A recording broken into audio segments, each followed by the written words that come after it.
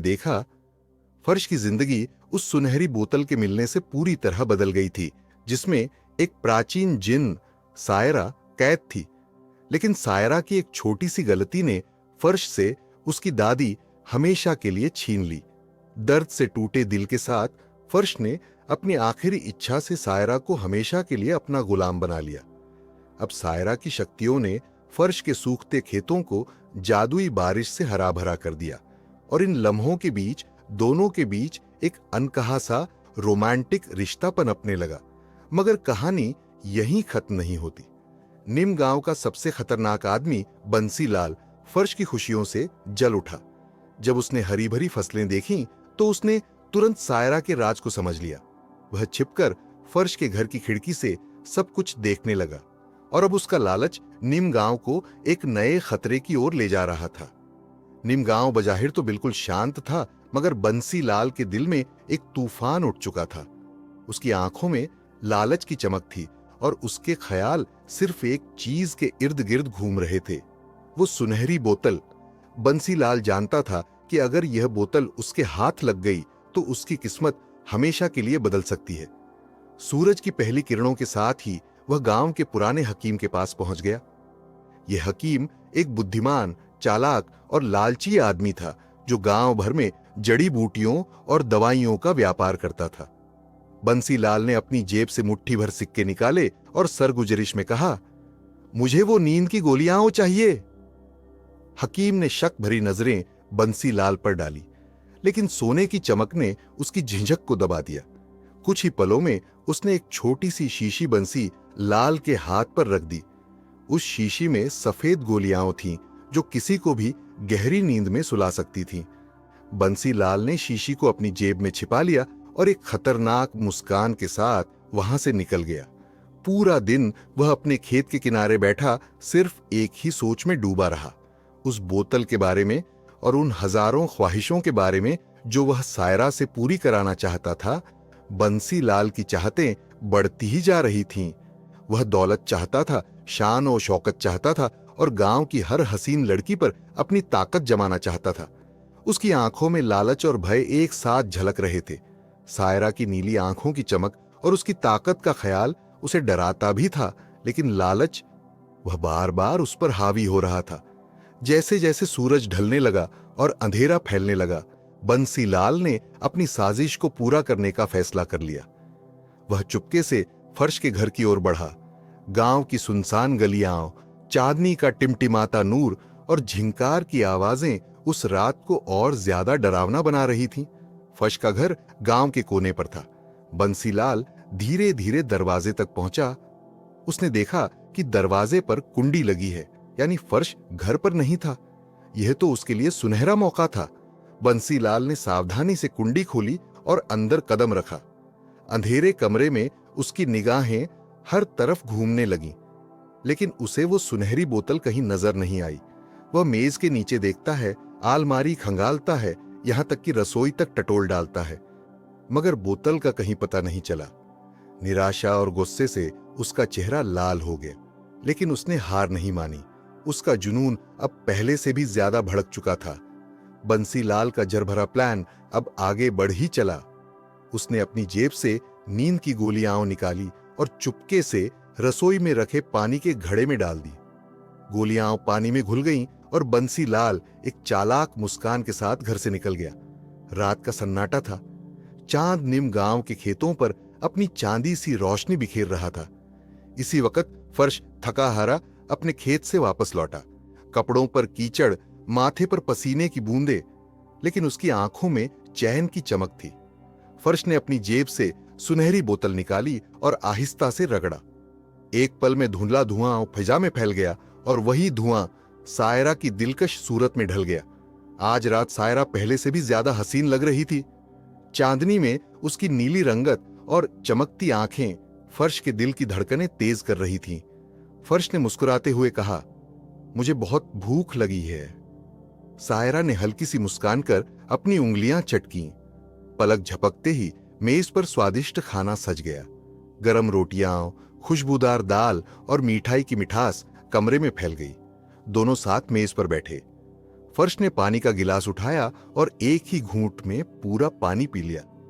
सायरा ने भी निवाला लिया, पर उसकी नजरें बस फर्श पर ही टिक गईं।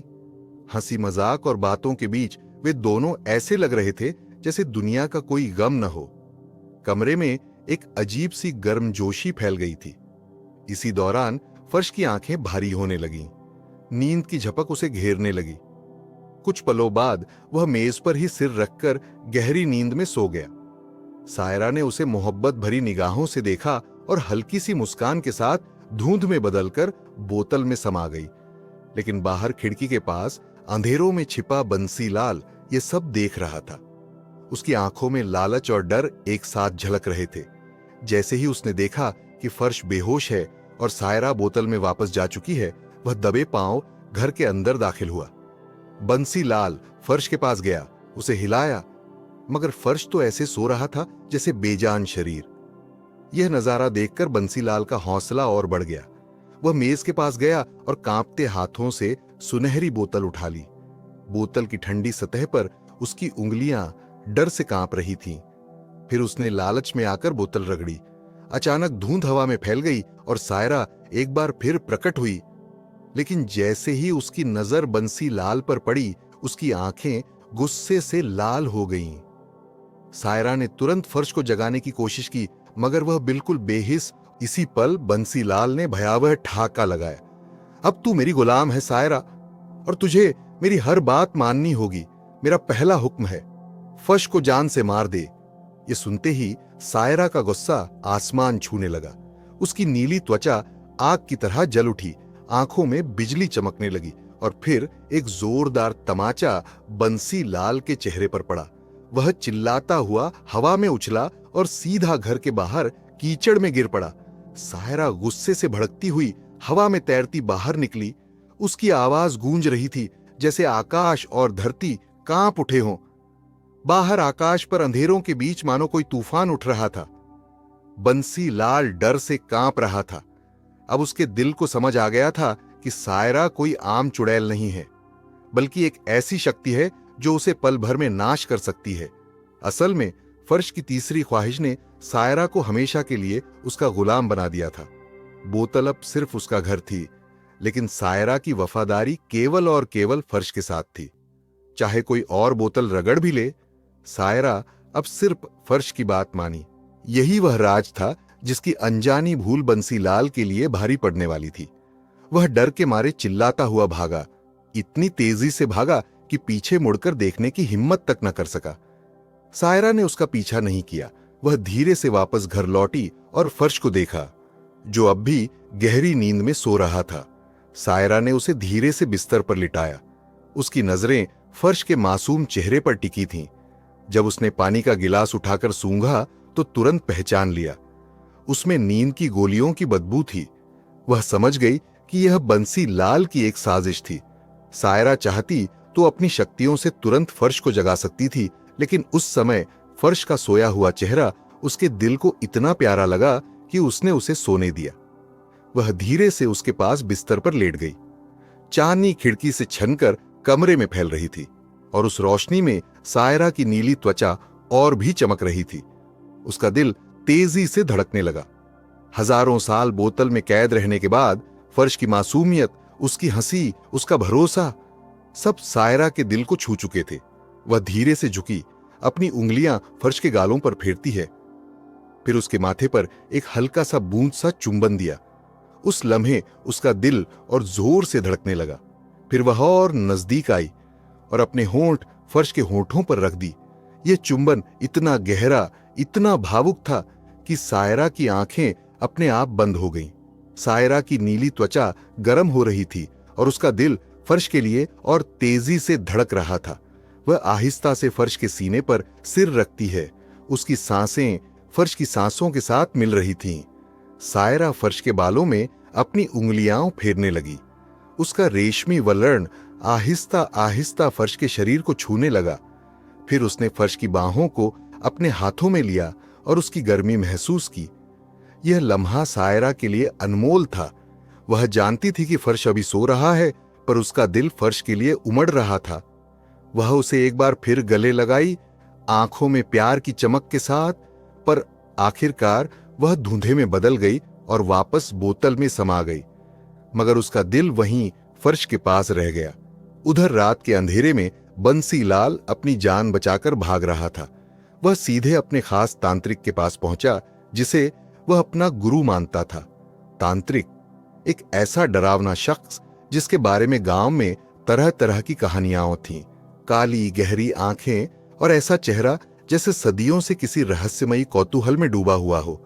बंसीलाल ने उसे सारी बात बताई, फर्श की सुनहरी बोतल, सायरा की नीली त्वचा और उसकी जादुई शक्तियां। उसने बताया कि कैसे उसने बोतल चुराई, पर सायरा ने उसे एक जोरदार तमाचा मार दिया और वह जान मारकर भाग गया। तांत्रिक ने गहरी सांस ली, अपनी काली किताब खोली और कहा, सायरा कोई आम चुड़ैल नहीं है, बल्कि एक प्राचीन जिन्न है। फिर उसने बंसीलाल को एक पुरानी कहानी सुनाई। 8 साल पहले हरदवाली गांव में एक 80 साल के बूढ़े बिल्लाल को भी ऐसी ही बोतल मिली थी। उसने उस जिन की शक्तियों का गलत इस्तेमाल किया और गांव की कई लड़कियों के साथ घिनौनी हरकतें की। जब पुलिस उसे पकड़ने पहुंची तो उसने खुदकुशी कर ली, पर उसकी बोतल कभी नहीं मिली। ये सुनते ही तांत्रिक की आंखों में एक खतरनाक चमक उभरी। वह बोला, अगर तुम वह बोतल ढूंढ लाओ तो दुनिया की सबसे बड़ी ताकत तुम्हारे हाथ में होगी। तांत्रिक की बातों ने बंसीलाल के दिल में फिर लालच की आग भड़काई। वह बोला, अगर यह सच है तो मैं दुनिया का सबसे ताकतवर इंसान बन सकता हूं। बंसीलाल ने तांत्रिक के पैर छुए और तुरंत हरदवाली गांव की तरफ रवाना हो गया। रात का घना अंधेरा था। आखिरकार वह बिल्लाल के पुराने खंडहर हो चुके घर पहुंचा। घर में सन्नाटा छाया हुआ था। टूटती हुई दीवारों पर मकोड़ों के बड़े बड़े जाले लटके हुए थे। बंसीलाल ने हर कोना, हर कमरा खंगाला, मगर उसे कुछ न मिला। निराश होकर जब वह बाहर निकलने लगा तो अचानक उसकी नजर मिट्टी के एक ढेर पर पड़ी। वहां एक रहस्यमयी सी चमक थी। बंसीलाल ने तुरंत फावड़ा उठाया और मिट्टी खोदना शुरू किया। कुछ ही पलों में जमीन के अंदर से एक चमकदार बोतल निकली। बोतल सुनहरी रोशनी बिखेर रही थी। बंसीलाल की आंखें लालच से चमक उठीं। वह जोर जोर से हंसने लगा, जैसे उसने पूरी दुनिया जीत ली हो। फिर उसने बोतल रगड़ी। धुंधला धुआं हवा में फैल गया और एक दैवाकार जिन प्रकट हुआ। उसका शरीर धूंध की तरह टूटता बनता था और उसकी आवाज ऐसे गूंजी जैसे पहाड़ खिसक रहे हो। जिन ने कहा, मैं तुम्हारी 3 ख्वाहिशें पूरी कर सकता हूं। बंसीलाल का दिल लालच से भर गया। बिना सोचे समझे उसने पहली ख्वाहिश मांग ली, इस गांव की सारी खूबसूरत लड़कियां मुझ पर फिदा हो जाएं। जिन ने अपनी चैन होकर इंतजार करने लगा, मगर कुछ न हुआ। वह गुस्से से बोला, यह जिन ने मुझे धोखा दिया है। वह फिर से बोतल रगड़ने ही वाला था कि अचानक दरवाजे पर धम-धम की आवाज हुई। बंसीलाल चौंक कर दरवाजा खोला और उसकी आंखें हैरानी से खुली रह गईं। रात के अंधेरे में 4 खूबसूरत लड़कियां उसके सामने खड़ी थीं। चारों लड़कियों की आंखों में एक अजीब सी चमक थी, जैसे वे किसी जादू के अधीन हो। वे बिना कुछ बोले घर के अंदर आईं और दरवाजा बंद कर लिया। एक लड़की ने बंसीलाल का हाथ पकड़ा, दूसरी ने उसकी कमीज खींच ली, तीसरी ने उसके गालों को सहलाया और चौथी ने उसके होंठों को छू लिया। बंसीलाल का दिमाग घूमने लगा। लड़कियों ने उसे बिस्तर पर डाल दिया।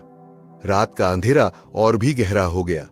अचानक एक लड़की ने उसके सीने पर अपनी उंगलियां फैलाई, दूसरी ने उसके कंधों को सहलाया, तीसरी ने उसके गले पर बूंद सा चुंबन दिया और चौथी ने अपना अस्तित्व उससे जोड़ लिया। कमरे में एक मदहोश सा माहौल छा गया। बंसीलाल इस फरेब में डूब गया और उसका लालच और बढ़ गया। सुबह की पहली किरण के साथ ही चारों लड़कियां गायब हो गईं, मानो कुछ हुआ ही न हो। बंसीलाल और भी पागल सा हो गया। अब उसने ठान लिया था, मैं फर्श को मार डालूंगा और सायरा को हमेशा के लिए अपनी गुलाम बना लूंगा। अगली सुबह फर्श की आंख खुली। सिर भारी था, कमरा बिखरा हुआ, मेज पर पानी का गिलास उल्टा पड़ा था। फर्श चौंक गया, कहीं सायरा को कुछ हो न गया हो। वह घबराकर बोतल की ओर बढ़ा और उसे रगड़ दिया। सायरा सामने आई और उसने सारी रात की हकीकत खोल दी। बंसीलाल ने तेरे पानी में नींद की गोलियां मिलाई थीं और फिर बोतल छीनने की कोशिश की। फर्श का चेहरा गुस्से से लाल हो गया। उसने पूछा, वह आदमी कैसा दिखता था? सायरा ने अपनी उंगलियां चटकी और हवा में बंसी लाल की तस्वीर उभर आई। फर्श ने फौरन पहचान लिया, यह तो गांव का सबसे खतरनाक आदमी बंसी लाल है। फर्श का दिल गुस्से और डर से कांप उठा। उसे समझ आ गया कि अगर बंसी लाल को सायरा के बारे में पता चल गया तो गांव में कयामत टूट पड़ेगी। फर्श ने सायरा से कहा, हमें हर हाल में बंसी लाल को पकड़ना होगा, वरना वह तुझे छीन ले जाएगा। बिना वक्त गवाए दोनों बंसी लाल के घर की तरफ निकले, मगर वहां पहुंचकर देखा तो दरवाजे पर बड़ा सा ताला लगा हुआ था। सायरा ने अपनी शक्तियों से ताला तोड़ा और दोनों अंदर हुए। घर अंधेरे और धूल से भरा हुआ था। वहां उन्हें एक डायरी मिली जिसमें बंसी लाल ने साफ लिखा था, मैं फर्श को मार दूंगा और सायरा को हमेशा के लिए कैद कर लूंगा। फर्श का गुस्सा आसमान छूने लगा।